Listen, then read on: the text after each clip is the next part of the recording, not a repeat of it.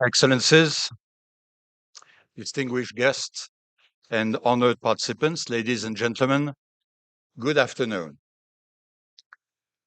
Thank you all for being here today for this special session of the Doha Forum devoted to the global launch of the Future Readiness Economic Index 2023.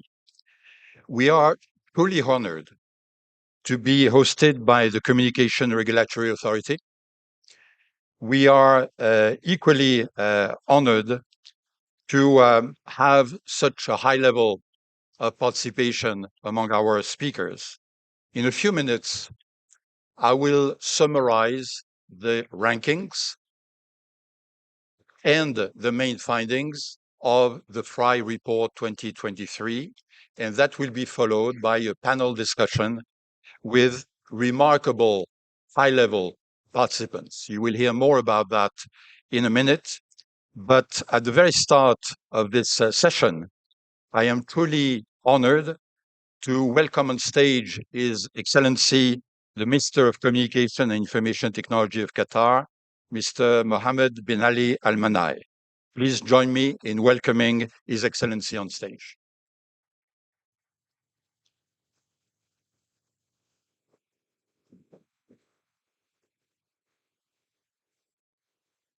Assalamu alaikum.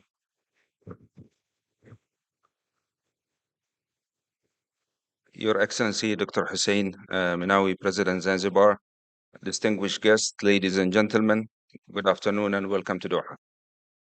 It's a great honor to be here at the Doha Forum for the unveiling of the third edition of the Future Readiness Economic Index 2023 report. I would like to thank Descartes Institute for the future and Google for their significant contribution and Dr. Prono for his exceptional writing. This event makes Qatar firm commitment to digital excellence. Qatar's journey in digital policies showcases our strategic dedication to digital governance, seamlessly aligned with our upcoming Digital Agenda 2030. This agenda plays a key role in steering our nation toward economic diversification. At the heart of the Qatar Digital Agenda is a robust suite of ICT policies regulation designed to strengthen our business environment and encourage investment and innovation. Global trends in digital policy, such as AI governance and the implementation of the Digital Services Act and Digital Market Act, are reshaping the digital landscape. These developments align perfectly with Qatar's focus on AI safety, digital identity systems, and adherence to international standards and regulation. Our unwavering commitment to data security, digital sovereignty, and inclusive participation ensures extensive internet access, fostering a data-centric economy, and upholding citizen rights. A dynamic tech-driven growth is evident in the region like Asia and the Middle East. Qatar is leveraging similar strength in technology and innovation to fuel economic expansion. Our leading role in the 5G rollout, comprehensive internet access, and progressive digital legislation were notably showcased during the 2022 FIFA World Cup, underlying our commitment to enhancing telecommunication and digital infrastructure. I look forward to the upcoming panel discussion and the expert insight on the Future Readiness Economic Index 2023 report. These comprehensive analyses are crucial for global policymakers, highlighting the need for collaborative learning and integrated approaches in digital transformation. In conclusion, Qatar is evolving into a central and technological hub, bringing together key players in advanced technology, artificial intelligence, entrepreneurship, and innovation. This initiative aligns with our commitment to foster dynamic digital economy. We strive to provide platforms like the Doha Forum for engaging with thought leaders in public policy. Our recent partnership with the Web Summit to host its conference in Qatar from 2024 to 2029 further support our ecosystem, driving advancement in digital technology as a catalyst for our economic diversification agenda and knowledge-based economy. Thank you for your active participation and commitment. Thank you.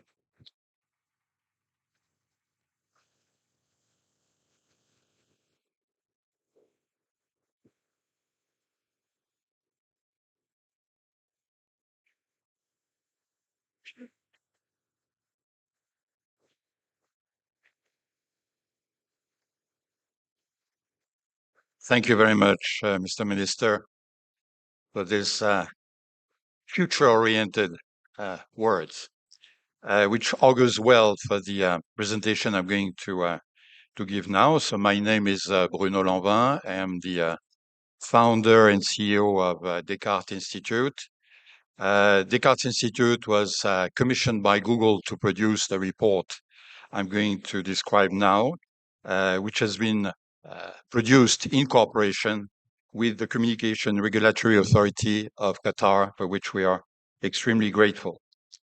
So, with no further ado, what is this report about? This is the fourth edition of the Future Readiness Index report. Last year, we launched at the General Assembly of the UN in New York, and it was the first time the index was global. That is, it included countries from all parts of the world. This year, this global launch is not taking place in New York. It is taking place in Doha under the aegis of the Doha Forum, and we are also extremely grateful for that. So just a few words about what this index is about. And maybe I will insist first on the fact that it is not an academic report. It is not a report about naming and shaming. It's not about saying who deserves a gold medal and who needs to work. It is meant to be a tool for action. It is meant to provide some quantitative assessment of what is happening in different areas, including digital transformation, that can help decision makers, public and private, to organize their own assets, to organize their own strengths, forces, and to accelerate digital transformation in particular. But this tool actually aims also at being wide-ranging, that it is not just about technology. We look at four main pillars, namely physical capital, typically the infrastructure. We look at human capital, that is the talent, the human resources, the skills that are available to accelerate digital transformation. We look at technology, and we look at competitiveness in general, which includes the ability of the economy to innovate or to adopt and adapt emerging technologies. This indicator for the 2023 edition covers 124 countries, for a total of 72 variables or indicators, as we call them. Without being too technical, it is worth mentioning that these four pillars are themselves distributed among sub-pillars. So just to take one example, under technology, we have a sub-pillar called Industry 4.0. This is where we shall try to find data, indication about the most recent developments, whether it's on the cloud, whether it is about artificial intelligence, whether it is about quantum computing. We try to be at the edge of what can be assessed in terms of the ability of countries to indeed use these emerging technologies. So I will not detail each and every one of the boxes in this model, but just flagging the fact that it is a rather thorough kind of instrument that we try to build. So now comes the moment where I know the media in the room are expecting this to happen. The next slide describes the ranking. That is, who is at the top of the 2023 Future Readiness Index. I could say another sentence to make you want to see it, but here it is.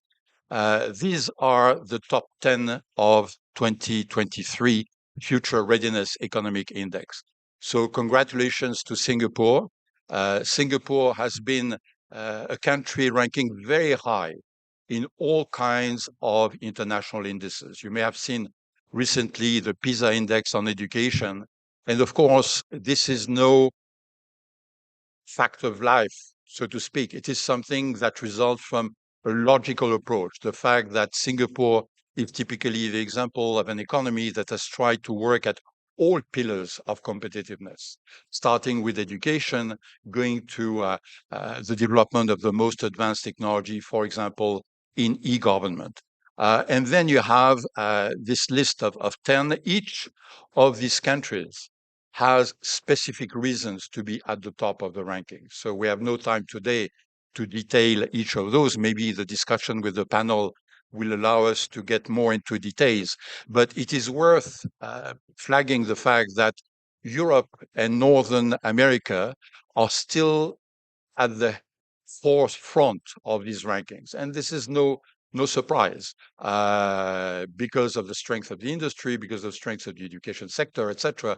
But nothing says that this is something that is going to last forever. Indeed, what happens in the second tier of this ranking shows that lots of things are moving and new competitors are rising. I will say that in a few seconds. Large economies show remarkable results. It is clearly very difficult to see a large economies, for instance, the US or China, but it would be also valid for G20 countries such as Brazil or Indonesia, for instance, large populations. It is a very heavy and encompassing effort that allows you to move up this type of rankings. In spite of that, we see that US and China indeed are in that group. So just to uh, go a little deeper without being too technical, if we look at the performance of these countries along the four pillars I mentioned, physical capital, human capital, technology, and competitiveness, we see that indeed the rankings differ. Clearly, Singapore is up there in 3 out of the 4. This refers to what I said before. The champions of future readiness are not champions in just one area. They are able to develop their efforts in all kinds of pillars. Yet we see that there are differences which may be worth further examination.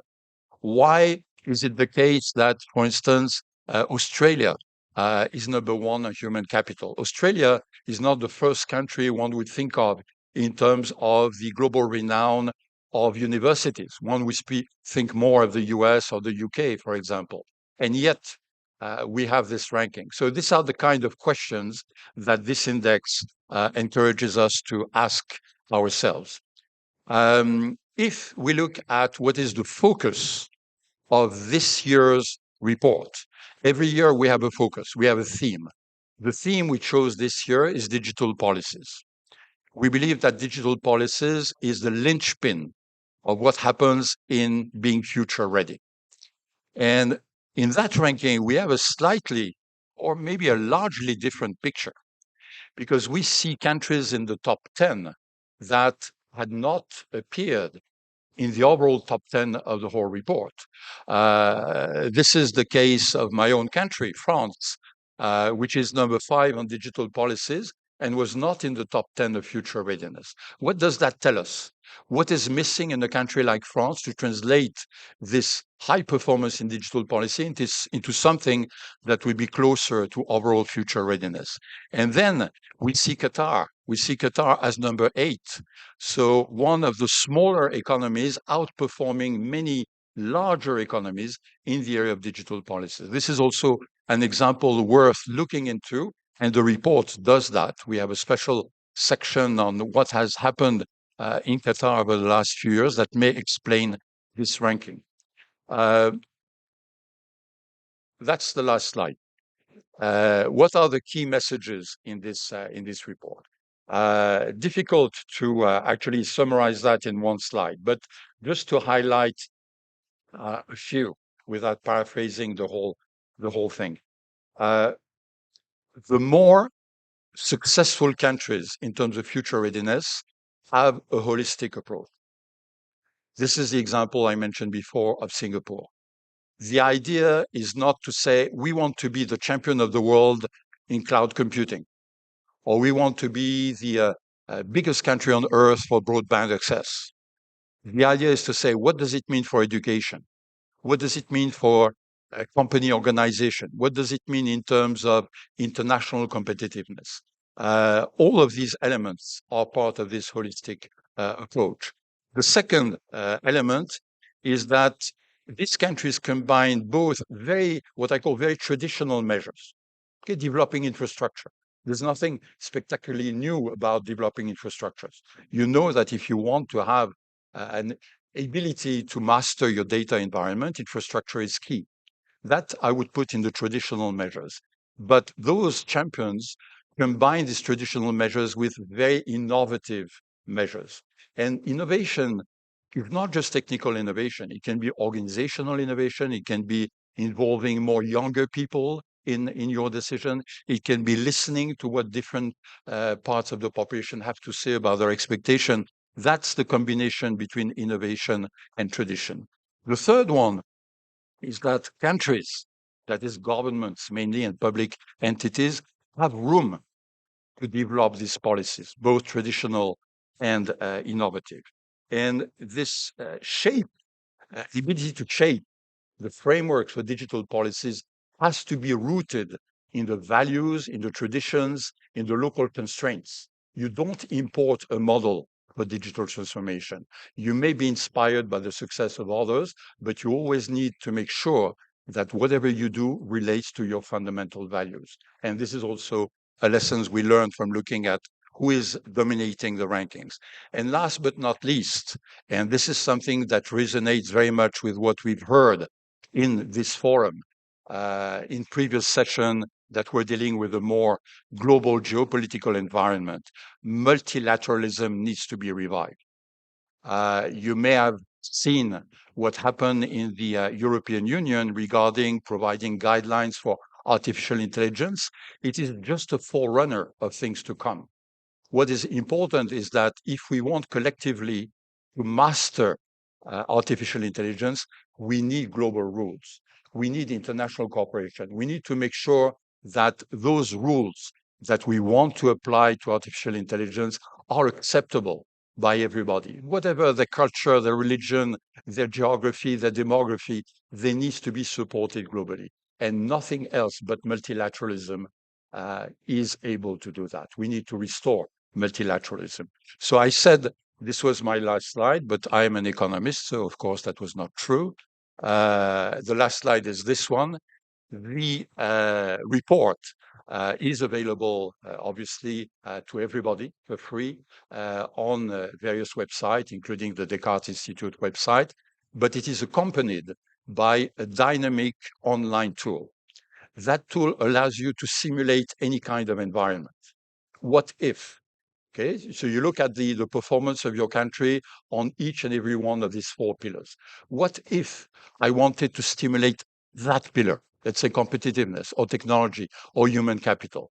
How much do I need to improve on it to become maybe 5 ranks higher in the rankings? This is the kind of things that only you will see. Nobody will look over your shoulder to see what you are testing. So it's a private kind of simulation exercise that, again, should allow decision makers to help with accelerating their own digital transformation. So thank you for your attention. It's now time for me to leave the floor to our moderator, Dan Murphy. Dan is around? Yes. Thank you.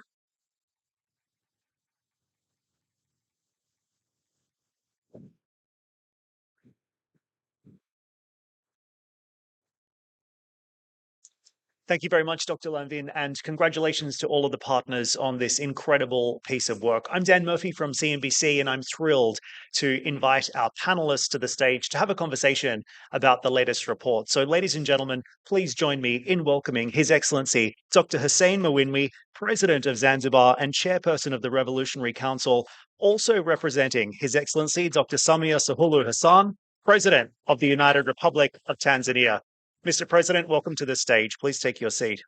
His Excellency Arnaldo Andre Tinoco is Minister for Foreign Affairs and Worship of Costa Rica. Sir, welcome to the stage. His Excellency Ahmad Al Musalaini, President of the Communications Regulatory Authority in Qatar. Sir, thank you. Ms. Kizon Masali is Head of Digital Programming at the UNDP Chief Digital Office. Ma'am, welcome. Mr. Salim J. Eddy is Director, Government Affairs and Public Policy at Google Cloud. And Dr. Bruno Lanvin, of course, joining us as well, the founder and CEO of the Descartes Institute for the Future. Ladies and gentlemen, please again make them feel welcome.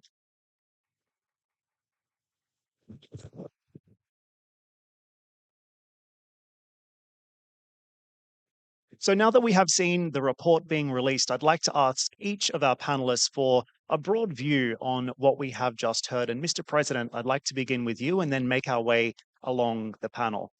Mr. President, when you think of the words digital transformation, what is the first thing that comes to mind, and why is this so important for your country and for the world?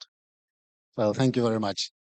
Since I'm taking the floor for the first time, please allow me to convey my sincere appreciation to the government of Qatar for inviting us to this very important forum, and indeed for the excellent hospitality that has been accorded to me and my delegation since our arrival here.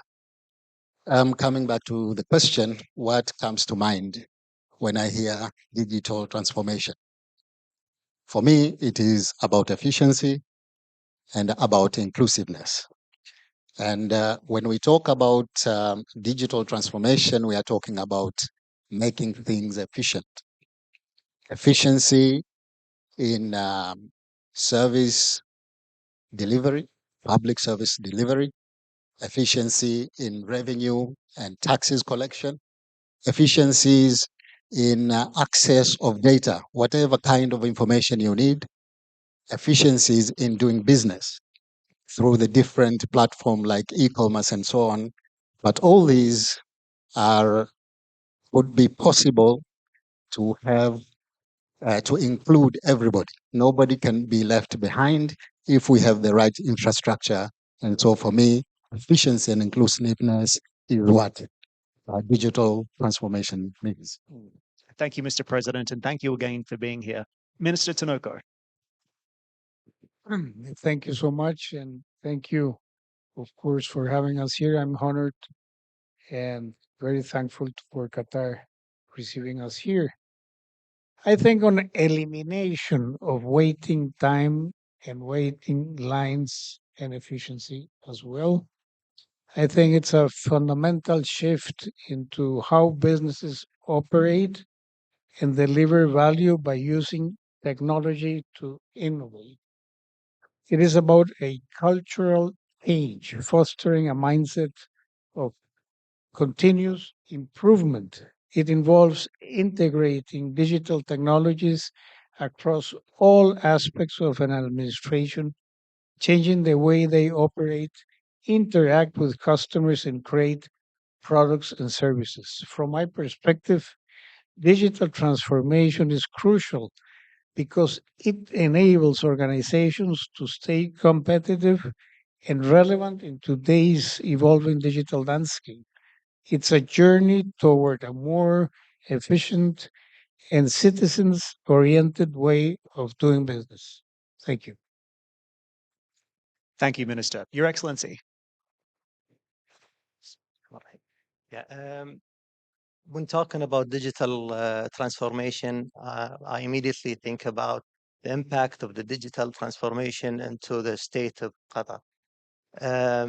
In today's interconnected world, embracing digital transformation is crucial. It fosters innovation and it enhances efficiency. During the World Cup, and in fact, during the preparation of the World Cup, we have done a lot as a nation in transition, leveraging advanced technology to modernize communication and information exchange. The outcome of this, obviously, the user experience and visitors that came from around the world to watch the matches in Doha. Another example would be the major initiatives done by the government of Qatar to migrate to the cloud. Today, more than 40% of the consumed services are powered by artificial intelligence. We recently host Microsoft, their regional hub, and also Google, not only to serve the state of Qatar, but to serve the region. In a regulatory point of view, it's important to empower businesses to be capable in competing in the market workplace. It's also important for regulatory framework to be evolving in harmony and technology with technology, so that to protect consumer and also to navigate smoothly in the digital environment. That's all from my side. Thank you, Your Excellency. Thank you. Okay, thank you. When I hear digital transformation, I first hear transformation. And you don't succeed in transforming if you don't look like somebody who looks forward to transforming. So giving appetite for transformation is clearly, for me, the major ingredient for success. This is a mindset, like innovation. Believing in the future of your country is the best tool you can have to be successful at any kind of transformation, including digital transformation.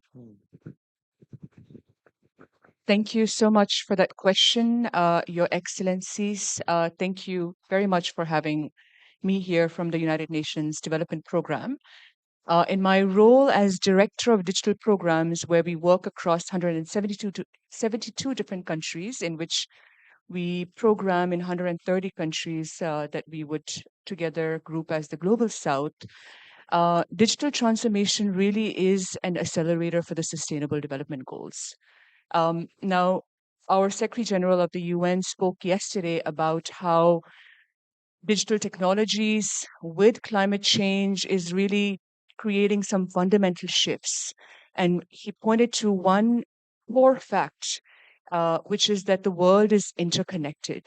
So for us at the United Nations and certainly at UNDP, digital transformation is about creating that collaborative space for cooperation, because too often we can talk about digital in the context of geopolitics. And I can tell you from, the voices of the Global South, where we serve as the United Nations Development Program, we really must look at digital transformation as an accelerator for SDGs, because that is where we have real chance for finding the solutions that this Doha Forum is really advocating for, not just in its talk, but also in practice, as we're seeing in today's world of very complex geopolitics. Well said, ma'am. And then Mr. Reddy. Thank you, Dan, and thank you for our host, the State of Qatar. Really very impressive Doha Forum. When I hear digital transformation, because of the nature of my job, I go around emerging markets talking about country digital transformation. So I would like to make the difference here between digital transformation, and I agree with Bruno, transformation is the operative word here. There are a lot of transformations that happen at an organization level, whether it is a ministry or a manufacturing company or a bank. The challenge for a country digital transformation is different altogether. It resembles more or less a movement that where everybody stands up and goes in the same direction. And for that, you need second to none kind of mindset and leadership to achieve this. So I would like to just highlight, because a lot was said about digital transformation. The nature of my work is going around emerging markets, 110 countries, talking to various government officials. Really, the challenge is not why country digital transformation should happen. The real challenge, everybody understands why. The real challenge is how and what should be done. Thank you. Thank you very much. So now we have an opportunity to take a little bit more of a deep dive into some of the findings and look at this from a country-specific level. So, Mr. President, I'll begin with you. The country has taken initiatives to accelerate digital transformation. That's evident. What would you see as the most critical elements for the success of this effort? And would you say, in general, that Africa is future ready, despite no African country ranking in the top 10 of the list today? Yes, thank you very much. Indeed, the most important element to make a success in digital transformation would be to create enabling environment. And by saying that, I mean there are certain different factors, which include first, you have to have the right policies, as we've heard in the report, forward-looking policies.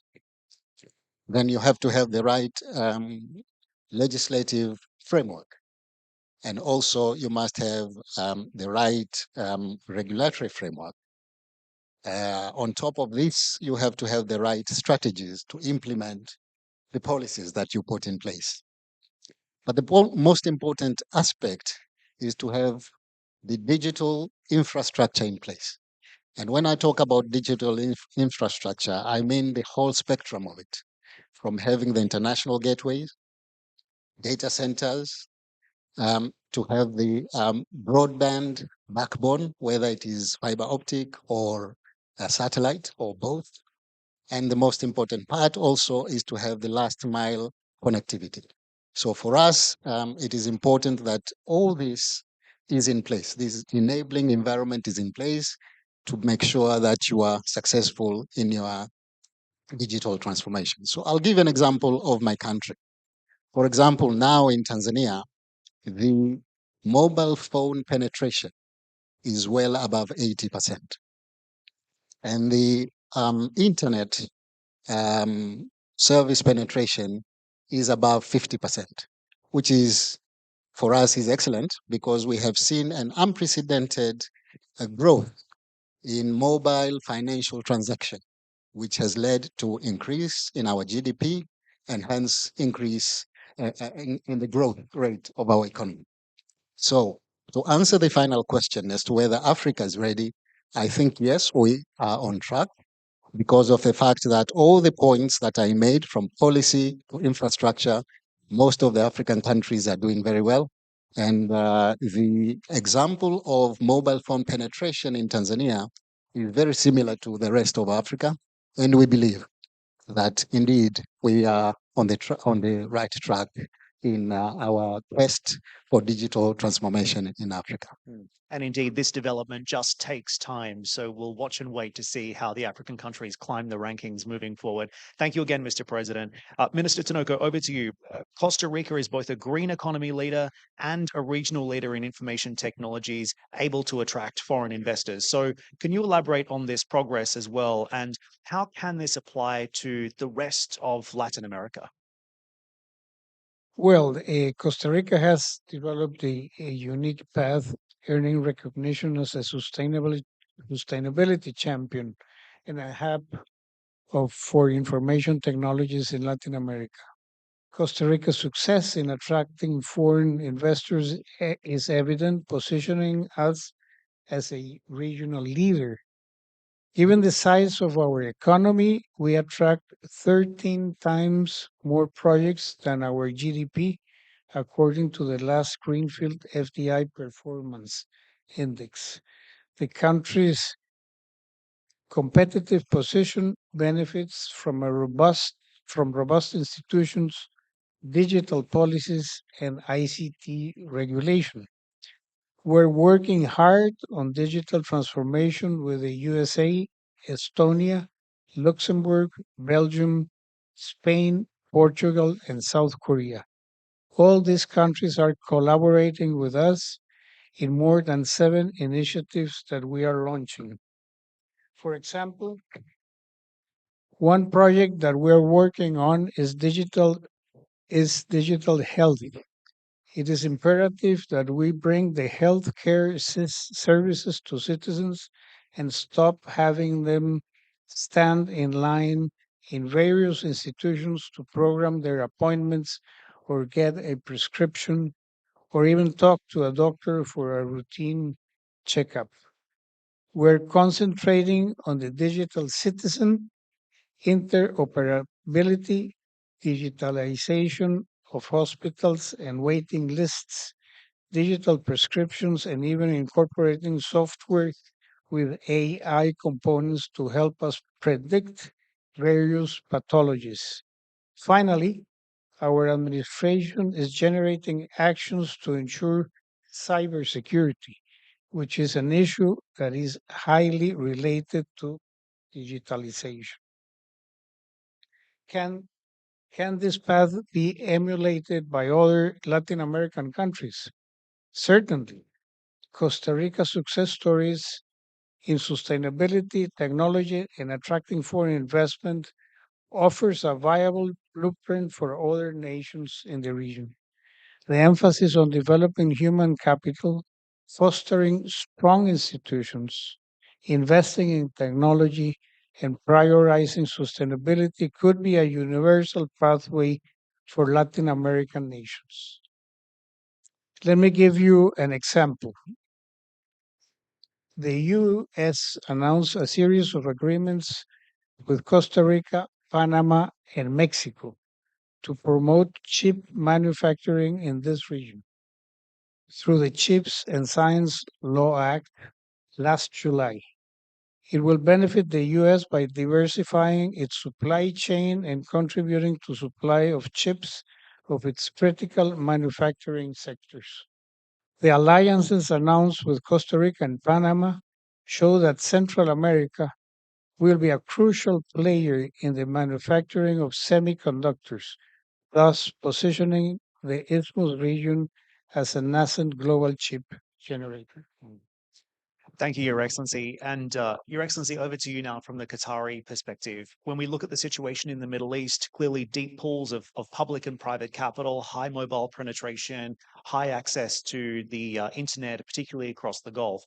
At the CRA, you are both an innovator and a regulator. So how do you strike the balance between digital technologies, digital transformation, and regulation at the same time? Yeah. In the CRA, we have followed more of a comprehensive approach. We have applied a dynamic and forward-thinking regulatory approach when it comes to implementing our regulatory framework. This obviously fostered the innovation part and also created more of a framework which is relevant and reliable. And a good example would be the cloud policy framework. We have set the guidelines for all the stakeholders. We have implement also all the regulatory measures. We have set the targets, yet we haven't defined the means to achieve these targets. We have also followed more an integrated regulatory framework implementation rather than having separate regulatory approach where we have separation between telecom and IT, media, etc. This obviously help us to tackle all the challenges related to the technology convergence. We have also worked with our partners in the industry, with our with also the international organization and the businesses to share knowledge and opportunities and ideas. We have also empowered our staff to with knowledge, and we equip them with the knowledge that are needed to tackle all the regulatory matters. Definitely awareness and enhancing awareness in the between the stakeholders is crucial. So basically, we focused on adaptability, collaboration, and proactive engagement, while having a framework which is reliable and to have this balance. Terrific. Okay, I'd like to switch up the order now. So, Dr. Levon, I'll come back to you towards the very end. Ms. Maswali, over to you, because I think you mentioned something very, very interesting earlier about the UN SDGs really becoming a framework for national development strategies and international cooperation efforts. So, what would you say the digital policies are that are receiving the most attention right now, and what are the UNDP's priorities here? Sure. The digital policies that are probably receiving the most attention right now are data governance frameworks, um, privacy policies, um, certainly updating a number of these regulations, looking at the opportunities and risk that new and emerging technologies like AI are presenting themselves at the country level, obviously dependent on country context. Um, but I have to say that at UNDP, as a normative agency, we've taken a very strong um, view on governance at the country level, and we've worked in many of the countries. Your Excellency from Zanzibar is here, and many countries from Latin America to Africa to South Asia. I have to say that, one of our greatest findings, at least the findings of the team that I lead, which is, part of the Secretary General's UN 2.0 mandate of, trying to do things a bit differently so that we may have unique and new solutions to the challenges that are existing year after year, is that policies and governance framework is, you cannot think of them devoid of the technical adoption of these technologies. From our work in State of Palestine, for example, before we had the crisis and what's happening on the ground, it was really the Prime Minister's vision who said that, look, I have so many people, including many women and children, who want access to justice. They actually, have no idea when their court hearing is coming up. Each time they have to go make a bail payment, they have to visit a number of government offices. How can I bring my three sort of, main agencies together and create an infrastructure approach where data is being exchanged across various ministries? Um, Payment systems are being incorporated with the private sector, and ability to easily identify residents. And what that ended up doing was reducing, sort of the number of hours a woman would wait for, sort of just hearing about the results of her court hearing to whatever case was filed in the court, from, I would say, 200 to 300 hours to maybe like 2 hours. And I think that's the real change that we want to see when we talk about digital transformation. And therefore, the policy frameworks, the data governance frameworks, the privacy acts, it really has to put people and the sort of user centricity or the people centricity at the core. So there's no point making policies when you have, 100 different government systems or private sector systems that require, women and children and, people at the last mile to visit various offices again and again. Digital transformation can exist and is happening in every country, but what we're also seeing is that there's significant fragmentation.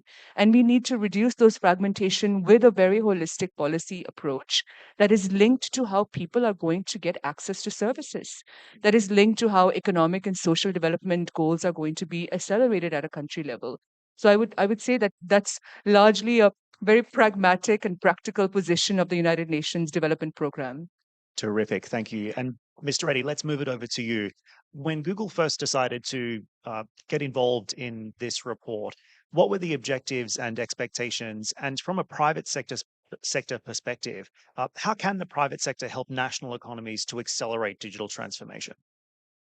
Yes, so we at Google, we actually, everyone can have an opinion and we discuss digital transformation. At the country level, the discussion become even more heated. What we think helps is to put data and put numbers on the table. When you have data and numbers, then the conversation becomes more constructive. And we sort of approached Bruno. There is a saying, I'm sure you're familiar with this: if you torture the data long enough, it will say what you want to hear. So Bruno, I know, and his team do not torture the data to that extreme. They handle it with a lot of respect, and they have they've been harvesting data for a long time in various indices, whether it's the Global Talent Competitive Index or the National Index, Network Readiness Index, or the Innovation Index. And this data has been there for last 20 years. And then it mapped very well with our country transformation framework, which is very simple. And you saw it probably on the second slide, which is get your physical capital, all right, meaning invest in infrastructure. Of course, second thing naturally comes the human capital. You need to invest in human capital. And then the third and very important pillar is the competitiveness pillar. And the competitiveness pillar is about digital policies. Well, it's a lot of fun because I'm in the digital policy field, and when we get to talk about digital policy, Your Excellencies, you've been there, it becomes extremely emotional, right? Because it's my data, your data, who controls it, and all this. So having the proper digital policies in place and the government service in place. If you have these three pillars, fine, like you've done your homework there and you've done what is needed, then you can adopt transformative technologies at scale, such as the cloud, the AI, quantum computing, Internet of Things, etc., etc., etc. So this is our aim was to quantify this framework, and we found the data that's being managed by Bruno and his team to be very much aligned with what we want to do. The novelty this year is digital policies, and uh, so I would like just to say a couple of things about this year's report. What I find really exceptional is, of course, the Global South is there with Singapore, right, being there, and also with other countries like the GCC being really pushing in the top, continuing the growth. It's actually when you move from number 50 to number 30 is really very impressive. Also, I have to say, in the digital policies pillar, we salute Qatar. Qatar is number 8 in the world, which is quite impressive. And we all know this is still work in progress. So there is more to come, and we're really looking forward to that. Now, how the private sector can help is by coming with ideas about frameworks that actually work, empirical, not theoretical, things that actually have been done before. And, innovation will never stop. Innovation will continue to happen at an accelerating pace all the time. And it happens mostly in I must say, in private companies and entrepreneurs. Disruption happens all the time, and this happens mostly in the private sector. So it's very important for the private sector to work with the people sector and also with the public sector, so that we have this kind of private, I would say, public-private people partnership, and this is we can play a major role in there in this conversation to harness the collective intelligence at the country level and take it to the next level. Terrific. And Dr. Lanvin, just to wrap it up, I'll give you maximum of 30 seconds, sir, because we are out of time. You've been doing this for the last 25 years. Singapore today, what determines who comes tomorrow?